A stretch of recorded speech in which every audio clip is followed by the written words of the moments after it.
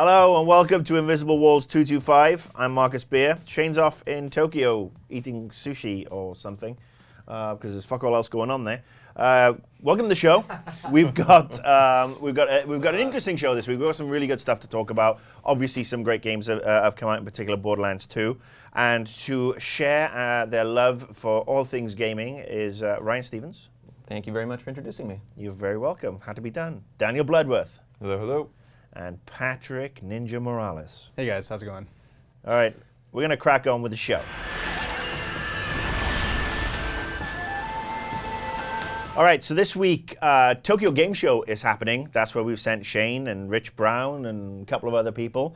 I myself have actually been in Boston this week, so I was at an Assassin's Creed 3 launch party, so I've really not noticed what else has been going on because I've been playing Assassin's Creed 3. Preview event. Are you allowed to say that, by the way? I'm allowed to say it's a preview event. Okay. I'm not allowed to talk about the game till next week. You were in Boston, so they were showing you the architecture of the old city. Oh, we went to a tea party museum. There was actually a bunch of fun stuff. Boston's a great city. It's my first visit there. But let's talk Tokyo Game Show. So I really wasn't paying attention to what was going on. So anybody? Anything? Sony talked about the PS3 Slim 2, the slimming. And Nintendo is making another analog stick for the 3DS. Oh, really? I missed that. This is great non-hardware news. Yeah, I mean, there were some Vita games. Yeah, it's very portable heavy. Like it was the opening of the show. We're checking all the sites. Capcom, Konami came through with a little bit of stuff that's interesting to the West. Well, they have the new Ninja Gaiden zombie game. Oh, there's the Tecmo thing. I forgot about that. Yeah, Yaiba. But a lot of portable stuff. Like I saw like PSOs going to the Vita. Yeah, that's been known, I think. It's PC and Vita. Yeah, kind of random, but a lot of portable stuff. I guess the Vita is maybe doing a little bit better than we thought in Japan. I don't think it is. It's just okay. They're just making stuff. Yeah, it's just the thing. It's like they're trying to get Japanese people interested in moving on from the PSP finally. So not too much in the way of like announcements. I mean, most of the companies that we tried to book with ended up withdrawing, right? Not withdrawing. I mean, Microsoft's not there. It's a lot of people just weren't taking a lot of press events. You know, they still have booths and stuff like that. Yeah. But it's they're not like the U.S. representatives that are attending, really. Yeah, it's a weird show, and I think it's kind of been the trend. I think the guys from NetherRealm showed up with some new Injustice stuff. But yeah, there's a new trailer. Yeah. We got some Solomon Grundy fighting Batman, I think, or Superman. I can't remember. There's some good stuff. That game's actually looking kind of fun, even though I don't know. I wasn't a big fan of. Did you see the Puppeteer DC trailer though?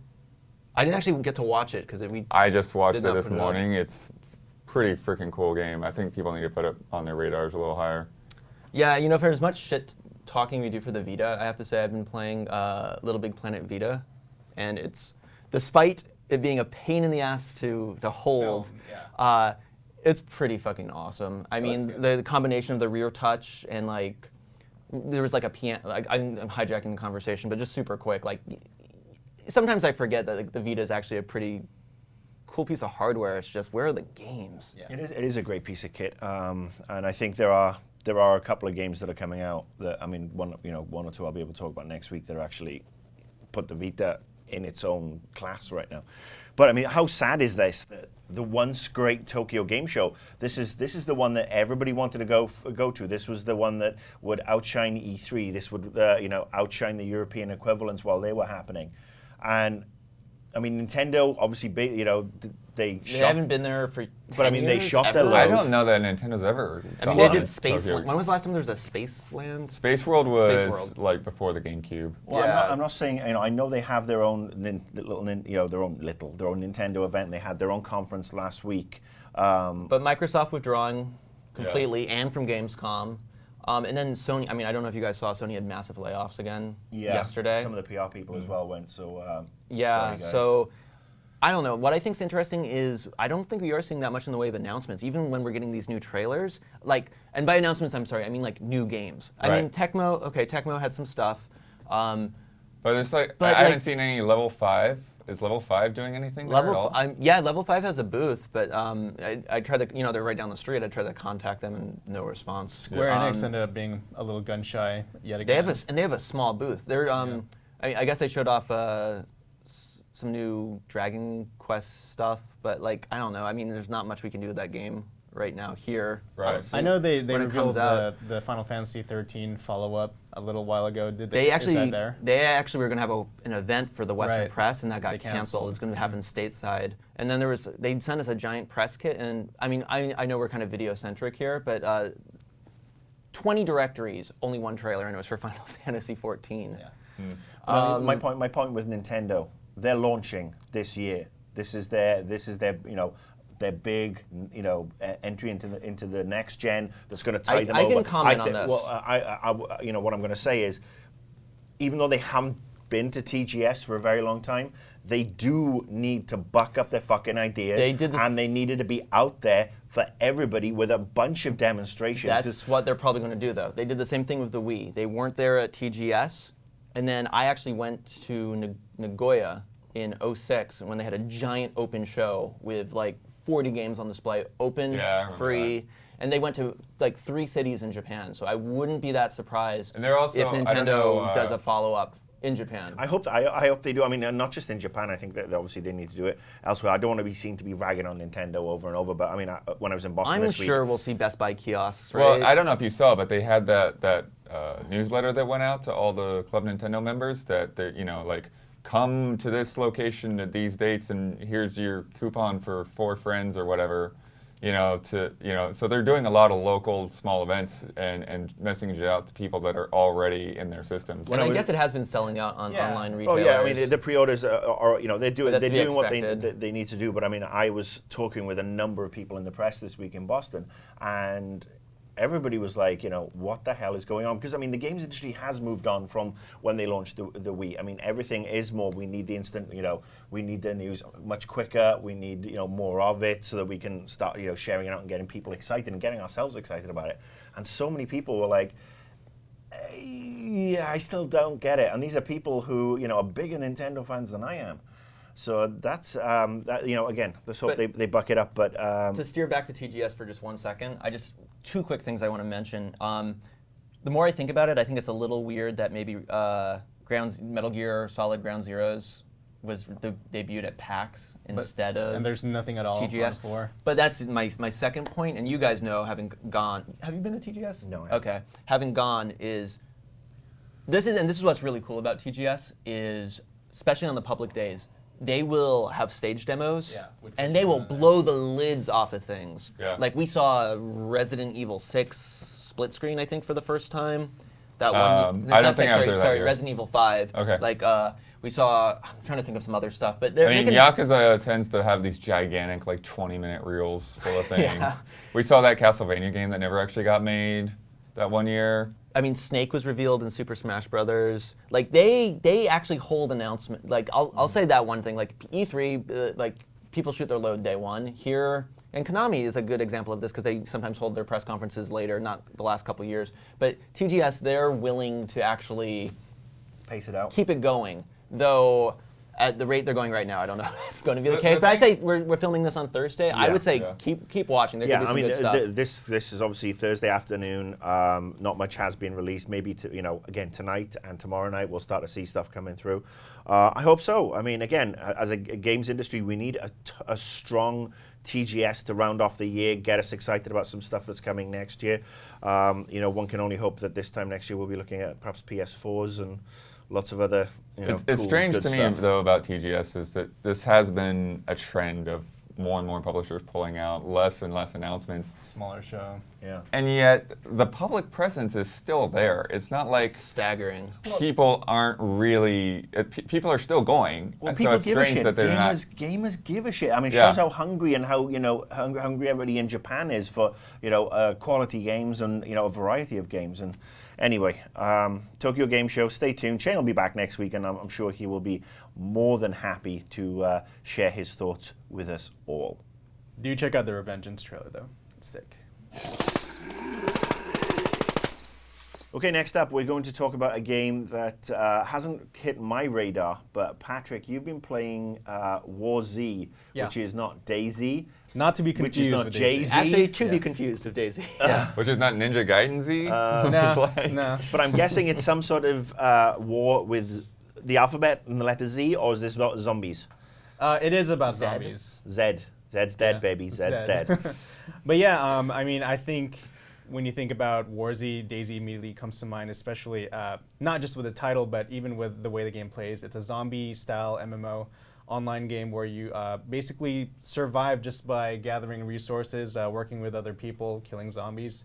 So it follows a very similar framework, but it definitely tries to do a few of its own kind of neat little things with it. It's built from the ground up, so it's a completely original game. It's not like DayZ, which is based on an Arma 2 mod. It is going to be server-based, so you do have the choice to create your own server and maybe just get a bunch of your clanmates together and populate it, or you can hop into other people's worlds and interact with them that way too. There's a lot of neat tools that it kind of lays out for you rather than just being a game. More than anything, it kind of is trying to bring that whole Minecraft feel where you create your own fun, you create your own objectives, and from what it sounds like, it's definitely kind of an interesting spin on the whole Survivor. Can you tell the flashlight story? Oh yeah, okay, sure.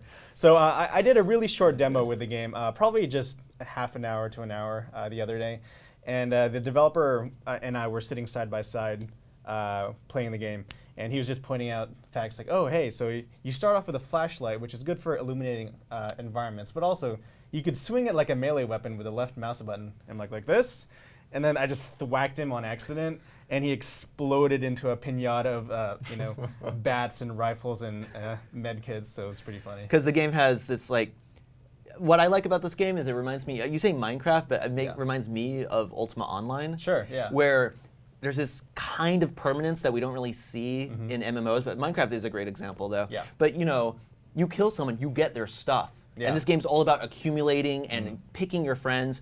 I mean, I'm talking from what I've seen from, I'm going to say it right, DayZ. The funniest clip I've seen is some guy, people are playing with their mics on, and he's like, I'm friendly, but the whole time he's swinging an axe and chasing a guy like Benny Hill style. Yeah. And I like that idea, because it's where, to use the most overused word in the world in video games, but like emergent stuff happens. Sure. Like, are you going to be exactly what they're aiming philanthropic for. and help people out, or are you going to snipe people? Are you going to lead people? Like, are you going to start a caravan and try to go places and try to scavenge items together? Yeah, it definitely there's does. It definitely doesn't alliances. stick to a script like you would see in an MMO. Like hey, kill these guys and then you get a reward. There are actually no NPCs in the game. For the most part, it's just the players interacting with other players. You can establish your own quests. So if there's something you need to do, like I need to harvest some materials to make this zombie vaccine, but I need to go into the city. You can just holler out and make a call. Hey, I need help, and then you could group up with other people and kind of give out your own rewards that way. One of the coolest examples that the developer said popped up in the alpha was that a whole clan of players that just like playing with each other, they basically inhabited a square in the city and made that their own little commune. They basically set up barricades so that the zombies couldn't get in, and at night they would lay out lanterns so people would know that they could come there for safe haven. So it's all that kind of cool stuff where, like Ryan said, it's all emergent gameplay. Some guy made their own Farmville. They just got a bunch of potted plants and then made a bunch And of... then it became Plants vs. Zombies. Yeah, exactly. But yeah, he basically set up his own sustainable garden in the city, and people would come and trade ammunition for the vegetables. So cool stuff like this that. to me is really cool, because obviously for the longest time, every time we've seen a game with zombies, or The Walking Dead, where we've seen the was it the Telltale games one, which is kind of cool, and then there was the new Activision one, which is just another shooter. I've been itching for a game like this. Yeah. And I'm actually really quite excited about this now. So unfortunately, you can't see that from where I'm sitting. But yeah, I'm going to have to get some, just as well your glasses on. You're going to have to share that info with me, because this sounds right up my alley. How does it look graphically? And what's the combat like? When you do have zombies, do you get, are there waves of them? Are there pockets? How does it work? It looks good in the screenshots. In motion, it's obviously an alpha, so there's some optimization issues, but it looks pretty solid. A lot of placeholder sound effects and whatnot, but I think in terms of the scale and ambition that it's going for, it looks really good. How they're rolling it out is they're going to have worlds, which basically are maps based on real-world locales. So the one they're rolling out first is Colorado. You're going to get a mix of the city and then the the forest region. So it's kind of like a crazy take on Colorado through their eyes. In terms of the zombies, there are different types. You have the classic, George Romero shamblers that kind of just are slow moving. But once you provoke them in some way, like using a really loud rifle, then they all start swarming towards you. So things like sound matter. But yeah, it's like you said, it's really cool because it does evoke that zombie survival fantasy. I think when you look at other games like Call of Duty with the zombie mode, it's really just you're shooting things at a consistent clip, but you don't really feel like you have to survive. Here, it really kind of harnesses that feeling. Every bullet matters. Exactly. Yeah. So I think it's cool that it's going for that, and I think it's pulling it off so far. And you know what you just reminded me? I heard they're trying to make smell part of the game too. Really? Yeah. Wow. Which, I mean, I guess will just probably be a meter. I don't know. But So you have to take showers. You're to go in the water, yeah. They're training gamers to take showers. But you know how, like in The Walking Dead, like if you smell dead enough, maybe the zombies won't bother you or something. Oh, like yeah. that. If you So the other way around. If you use Maybe. soap and deodorant. I don't know. Yeah. There'll be deodorant bombs you Yeah. throw at people. One other funny story. You sprayed me with Chanel No. 5, you bastard. One other funny story is that this guy got so rich playing the game, not real life money, but just farming and grinding everything, that he basically made his own gladiator arena, and he lured like 100 zombies into a pit, and he challenged people that he dropped them into the pit, and if he could kill all the zombies, he would like give them all like rare guns and stuff. Yeah, So I've cool been- stuff like that. I've been reading about Warzy and Daisy for a while, and I think it sounds so awesome, but actually the idea of playing it almost makes me nervous. You know, it's Right. like when you're playing StarCraft, and you're Yeah. like, I'm not having fun, Oh God, it's over, There's thank only God. relief. Yeah, But it's Minecraft awesome can get that way stuff. too a bit. Yeah.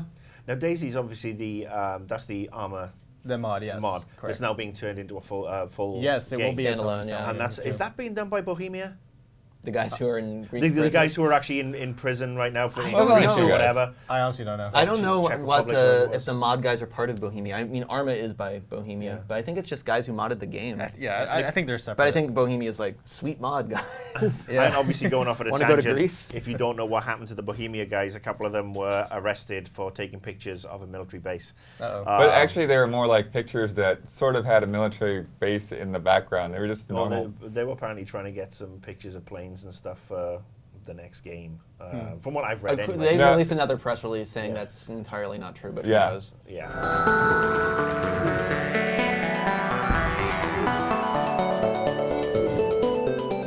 All right, now it's the return of actually one of my favorite segments, sponsored by Origin PC. We love them. Origin. It's not a Mac, which is just the best title ever, because if it's not a Mac, then it's a playable game. So we have some games to talk about. FTL, that's basically faster than light or something. That's Faster. Oh, jokes. oh hey. So you've been playing FTL this week. I think all of you have been playing. I poked around with it before the show. Yeah, I've put in some hours. No, I haven't played FTL, but again, being on the Twitter sphere like what I is, especially on a plane, I have seen so many people talking about streaming FTL this week on their various game streams and just playing it and having a blast. And I have no frigging clue what this game's about because I've been totally either in Borderlands land or on the plane to Boston. So what the hell is FTL? Oh, I made it rhyme. It's the new Solitaire. The new Solitaire. Yeah, I mean, I'm Best already Dungeons, getting man. lost, and I just played it for half an hour. Yeah, so it's I mean, the first thing everyone likes to say is that it's a roguelike, and that's to say it has, you kind of create, instead of a class, you kind of make a ship, and then it has randomized layouts. But it's a lot more than that because it's also about managing a ship and having a little crew, and the graphics are a little crude or cute. I like them a lot, but like Retro? Yeah. I guess retro. But that's the low-hanging adjective fruit. And you have a little ship, and you have your little guys walk around, and have someone be the pilot, or have someone man the shields or the weapons, and you jump from star system to star system while you're being pursued by the evil rebels. And you fight ships, you fire lasers, and there's kind of a weapons system, like, ion lasers don't do damage, but they'll disable systems. Missiles will go through shields and do damage, but lasers do direct damage when shields are down, and you're you're trading blows, and sometimes the enemies will escape, and then little story elements pop up that can lead you to unlocking extra ships, or you can buy things like, I think what everyone thought was really cool is when you get the teleporter, and you actually board the other ship. Like, I boarded someone's ship, I disabled their oxygen, and they literally all asphyxiated to death. And this is PvP, or this is you against No, AI? no, it's only it's the AI. Yeah, a successful game, if getting to the boss, hour and a half, maybe 2 hours. Easy. Yeah. Well, I don't think it's much longer on hard. Well, you probably just die quicker. It's much more likely that you'll die. Yeah. On So it's normal. and it's not about becoming an ultimate badass. It's about kind of keeping up with the flow, and that's where there's 8-star systems that you have to go through, each with a bunch of little places to visit. And then there's like people with distress signals, and you can decide to help them out, and sometimes that'll screw you over, and you lose a crew member. Pirates will trick you and stuff like that. One thing I thought was pretty cool was just the whole fire system of like you open up the airlocks and like suck the oxygen out to put out the fires. Well, what's even cooler is if your ship gets boarded and you have the really powerful doors, and if they're next to an airlock, you open the doors, and again, I really like people asphyxiating. There's no blood. It's a very Darth clean Vader. process. One thing I'm curious about, obviously, when you describe the graphics and the little characters, and you keep on doing this, there was a Commodore 64 game, Little Computer People, that was literally, it was the precursor to The Sims, and I'm surprised nobody who made that didn't sue The Sims people. But now I'm envisioning that you're seeing this little ship with all these people running around. You board it, you open the airlock, and all these little cute characters are turning blue and their heads are exploding. No, it's not that detailed. Yeah. They have cool little death animations, though. So it'll appeal to my inner sadist. Of course, yes. Because everyone dies, pretty much. I'd say you fail most of the time. Oh yeah. I mean, that's what's really cool about it, because there's so much uncertainty in terms of what you'll come across in terms of the good and the bad, that every game is a fresh experience. Yeah. I know one time, I think it only happened to me once, but usually when you answer a distress call, it'll lead to, like, oh hey, if you escort me, I'll give you some scrap and, we'll be cool. The first time I ever answered a distress call, it was actually a gang of pirates that greeted me on the other end. So little cool random events like that are nice. One thing I also like is that the combat. I like how exploring space is kind of like a very kind of simplified grand strategy type game. But then when you get into combat, it's like a low impact RTS with all these. I like the real time, but I'm glad they let you pause and stuff like that. Definitely. I'm a big roguelike fan. Like, I played pre-internet, back when I was on BBSs, I played a lot of, I downloaded like the DOS version of like NetHack, and I was like addicted to Ancient Domains of Mystery, which has just had a successful Kickstarter, by the way, so that's coming back. And with Spelunky this year, and I know we were playing Desktop Dungeons last year, I think that's probably going to be post-beta soon. It's good that this stuff's having a resurgence, and it's going beyond just a little @ symbol in a dungeon. Great game. I mean, the idea that your tool set, but you're not really, the randomization works, because sometimes I feel like random stuff isn't really the best thing. Really well done. I think 2 guys made this game with like a little help from 2 other people. Yeah. It's pretty impressive. I mean, Is it on Steam? it's on Steam, and you can buy it from the guys themselves, and you get a Steam code from them. Okay. Recommended. Also on PC this week, I know from PAX I was talking about Quadrilateral Cowboy. We actually had Brendan Chung from Blendo Games come in, and I'll just keep this short, but it's pretty awesome. This is the cool art you were texting, yes? The guy who's literally not far away from here. Yeah, he's in Culver City. Okay. He is a cool dude. He came in. He was on the show once. I think it's when you had taken your sabbatical. But so it's a hacker game that takes place in the 80s, and you literally are running around with your luggable laptop, and you'll see like a grate or lasers or security cameras, and you'll open up your computer and you actually get like a little DOS prompt. And you have these little commands, and you'll string together things like open the gate for 3 seconds, wait 2 seconds, then turn off the lasers. And that's kind of like the basic 101 stuff. Then he showed us little robotic weevils. So like that, if you can't get into a room, you'll send a robot. And again, you'll put down your computer, you'll put down your little, an extra monitor, you'll tie their vision into a camera, or you can tie a security camera into there, so you can see like 2 different visions. And then, I don't know if anyone ever used a logo back in the day, but you'd be like, go forward 500 steps, turn 90 degrees, jump, and like he got it to go onto a computer and hack. And then he was showing me like he had like unscrewing. He has a really good sense of it's kind of a simplified look, but kind of an artistic look. He has a good sense of like this kind of physicality. He had a thing that was like photocopying papers and like unscrewing nails from things and using like an acoustic coupler to hack into someone's data. If anyone saw what was the last Mission Impossible? Ghost Protocol. Do you remember? Did you see it? The Do screen. you remember the screen that projected the room behind it? Yes. He's coded that in. It's not in anything like any missions yet. I mean, the game's probably not going to come out for like a year, but and it was cool. Like in the interview, he said that one reason he wanted to make this game is he has no formal programming background. He used to work at who made Mercenaries and Saboteur. Oh, gosh. yes. Pandemic, yeah. He worked Yeah. at Pandemic. Not BioWare. And he's a self-taught coder, and Nice. And he said, I want to do this for one week, so people like, even though it's more like pseudo code, but he's like, I want to make a fun game, kind of a stealthy, fun cyberspace William Gibson Neuromancer game. That's also going to kind of introduce people to some light coding and stuff like that. And I think that's kind of noble. You know what it does remind me of visually? Since they are going for the 80s thing, I immediately thought the Money for Nothing music video. It kind of has that look. Oh, that's funny. Oh, that's cool. You know what's funny when you say that? I think of the Weird Al Beverly Version. Hillbillies version. Yeah. All right, so That's a good one. the interview's up on the site? No, we got the walkthroughs. The interview's still being cut. Okay. All right, so we're actually going to use this, while we're still in the It's Not a Mac segment, we're going to segue into the big game, which is obviously Borderlands 2. The reason we're going to segue into it because I've been playing it on PC, and it's fucking brilliant. Dan, you've been playing... the crappy PC version. The what? Crappy. Crappy? It literally has crap that Right. the console version Yes, doesn't it have. does, of course, the toilets, Overflowing yes. toilets. Yeah, yeah. that diarrhea is silky smooth, man. Yeah, it is. I mean, that's all that's missing is the stench. But Yeah, that was the first thing I noticed was that liquid tech or whatever. It's kind of strange. Yeah, Daniel but- knocked on my door. He's like, "You have to check this shit out." But I mean, having seen obviously videos of the 360 and the PS3 version, and then watching you play on 360 and going home and firing up the PC version, I mean, the PC version is above and beyond. I mean, just gorgeous. I mean, looking at even in the early levels when you're looking at the ice flows and you've got the ocean and you've got these cracked bits of ice.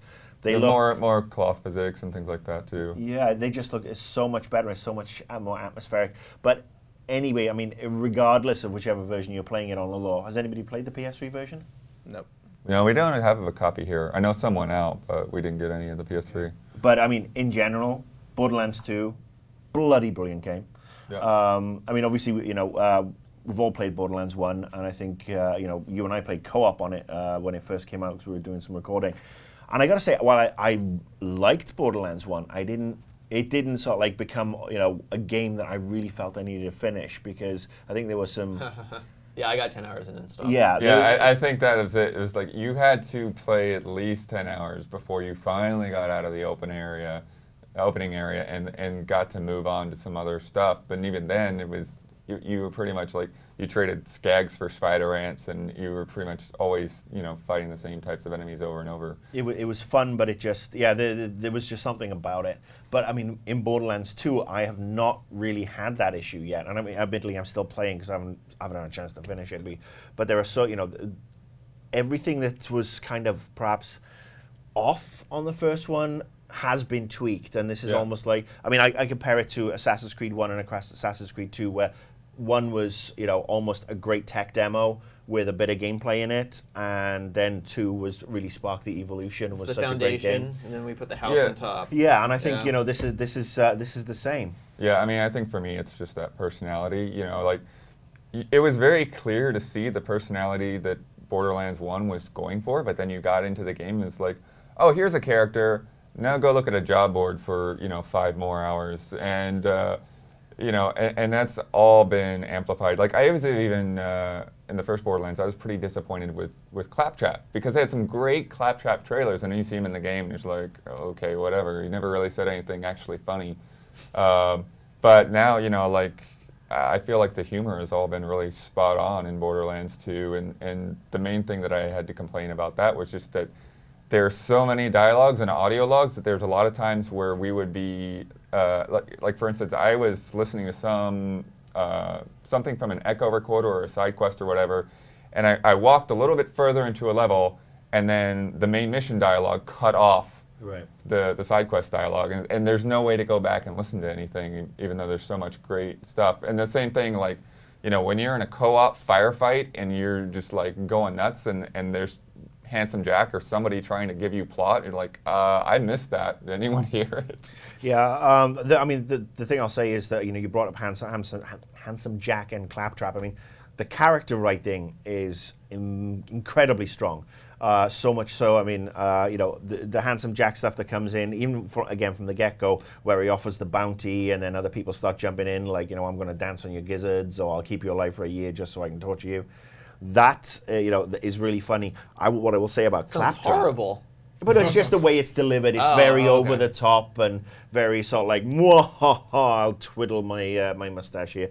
I will say about Claptrap, got on my nerves really quickly. I mean, I just wanted to put a bullet in Claptrap. I think that's partly the intention. And I mean, if that's the intention, job done, guys. I mean, he is, I actually began to enjoy the missions away from Claptrap a lot more, the side missions where you'd leave him somewhere. Yeah, I mean, I'm not going to spoil anything, but there are some funny moments to where if I just said one word and you had been there, you would know what I'm talking about. Claptrap does have some good scenes coming up. We're not going to spoil it, because, I mean, obviously we have a lot of people watching from Europe, and it's only literally released today, or Friday in Europe. So, obviously, the main thing about Borderlands is the guns, and they have a couple. That is actually, initially one of the things that really surprised me was, the first game was obviously very focused on having lots of guns and variety of guns and just crazy elemental effects and everything. So I was actually really impressed that right off the bat, they have a lot more variation on guns, and like you really spend a lot of time experimenting again, trying to figure out what manufacturers you like, what you don't like, what works, and then I just got some crazy gun that I don't know exactly how to use it because it's shoots these kind of flares that have this huge arc, and there's no way to really figure out how to aim it. But you still, you experiment with things. That is smart, and I've actually seen a few. I'm going to use the term very loosely, reviews, where they criticize the fact that there are so many guns from the get-go, and I would say that because there are so many guns and there are so many manufacturers, each with their own innate style, you need the first 4, 5, 6 levels, to really figure out, what your groove is and what works well with your character. Because obviously the characters, they're a lot stronger this time, and they're a lot. But they did back away from making a character feel like you needed a certain gun. Before, in the first game, the idea was that sirens were supposed to use SMGs, and there's a class mod that can kind of let you play that way. But now, all your skills are completely independent of guns. So you can pick whatever guns you like, no matter what character. But I mean, there are obviously perks in the skill tree that are applicable to certain characters. But no, what I'm saying is that it's not just a case of, all right, what would my character use? What works with my character and my particular, additional perk or power and my particular gameplay style. Yeah. And I mean, I've basically avoided shotguns. I've avoided anything that is got a really slow reload, because I like to go in with the sniper scope, levitate someone, shoot them in the head, and then they die, and I get the health bump from it, and that's the way I like to play. And I think this, again, some reviews out there have been less than positive about the fact that, you've only got 4 characters and you can't really do much with them, and there's no 16-player co-op. Well, again, the augmentations they have on each of those towers really make things different. Yeah. I don't know what tree you're going down with the siren, but I went down the motion tree and I have 3 different effects on my phase lock, and it also I have bullets bouncing off of me after I get a kill and stuff like that. And I looked at the other trees and they do entirely different things. Yeah, I'm basically pointing out that obviously some of the people who have reviewed the game, in particular the twat at the Wall Street Journal, basically doesn't know his asshole from his elbow and really should just go back to playing Pong for a living. Look him up. It's a ridiculously bad review. And I got to say, I mean, this is as of this moment, this is my favorite released game of the year. Well, it's clearly the funniest game since Portal 2. Yeah, I mean, we've that's the box quote right there. Yeah, we've known the writing was going to be strong. We've played it. So I mean, you've played the 360 and the PC. Yeah, a little bit of PC. I'm still finishing up side quests on the 360, and then I'll move on to a new character on PC. What stacks up better for you? Which version do you prefer? Oh, well, I mean, obviously prefer the PC version. I mean, there's nothing to hold it back, because I mean, even if you prefer a controller, you can just plug a controller in. Yeah, the controller works, but I gotta say the mouse and keyboard stuff works so well. It becomes second nature, just activating stuff very, very quickly, especially if you've got a gaming mouse. But I cannot say enough about Borderlands 2, and I think that's, even though we've got a new Call of Duty coming, and we've got, I think, Far Cry 3 coming. Is that this year or next year? Far Cry 3? I think it's next year. I think it's what's January 15th. Okay, Yeah, and well, I know we've got Halo 4 coming, but I The Devil May think Cry. this is the marker for FPS of the year. I think it's got humor, it's got great graphics, it's got great writing, it's got a shitload of guns. Bad guys, I mean, when they come at you, it's just even the first couple of bad guys, you know, where you've got somebody, you know, a guy riding a bullymong or whatever. Yeah. I Well, mean, you know, I'm still seeing new enemies. and you're at 30 and you've completed it, and Yeah. you're going back and doing the side quests, yeah? Yeah, I'm 34 right now. Okay. Not just a bunch of skags running around this time. No, there's all kinds of crazy stuff, and that's the other thing too. Like, the story, if you can't really just stick to the story because you need the experience from the side quests. But if you do stick to the story for a little while, like, you would just kind of breeze through some areas, and then there are other whole regions that are just set aside for side questing. Yeah. So it's not like there is some backtracking, especially to the Lilith quests, but a lot of the side quests actually do take you to completely new areas. Yeah. Oh, I think in short, I mean, you gave it a was it 9.2? Yeah. Yeah. So I think to recap, Borderlands 2 is bloody brilliant. Borderlands 2 is fantastic if you like games that don't take themselves too seriously, have a shitload of guns, really look good, especially on PC. And yes, you know, if you just want, it's fun. Thanks. This is where you say you're happy to see me too? Oh, right. It's good to see you. Smooth. Okay, that's 225 in the can. To recap, there is some great stuff out on PC. Borderlands is fantastic. Tokyo Game Show, please give us something over the next couple of days, or Shane will be back and be very, very upset next week. Next week's show, Shane will be back. He will be talking Tokyo Game Show, which, you know, hopefully is longer than a 9-second segment. I get to talk about Assassin's Creed 3, so bring your hankies. Oh, and I'm sorry, I forgot to mention this. We are having the XCOM guys come in next week. They're not going to be able to make the show, but we are going to be fielding questions on Invisible Wall's Twitter. So if you have any questions about the new XCOM game for Firaxis, please tweet at Invisible Walls. Indeed, and obviously feel free to follow us all. I'm Annoyed Gamer, he's Other White Tofu, D Bloodworth, 2. Deep Bloodworth 2. D Bloodworth 2, Who sorry, got the Deep sequel. Bloodworth 1? I don't know. That's from way back. I just kept that as consistent. And Patrick? I'm unlisted. I've gone dark. Oh, you've gone down. All right, okay. Well, Patrick's too good for Twitter, and obviously follow GameTrailers, Invisible Walls, and Dinfire, and everybody else. All right, that's our show for this week. Thank you very much for watching. Hope you enjoyed it. We'll be back in 7 of your Earth days with more wacky gaming gorgeousness. Until then, this is Mark Spear saying, see ya.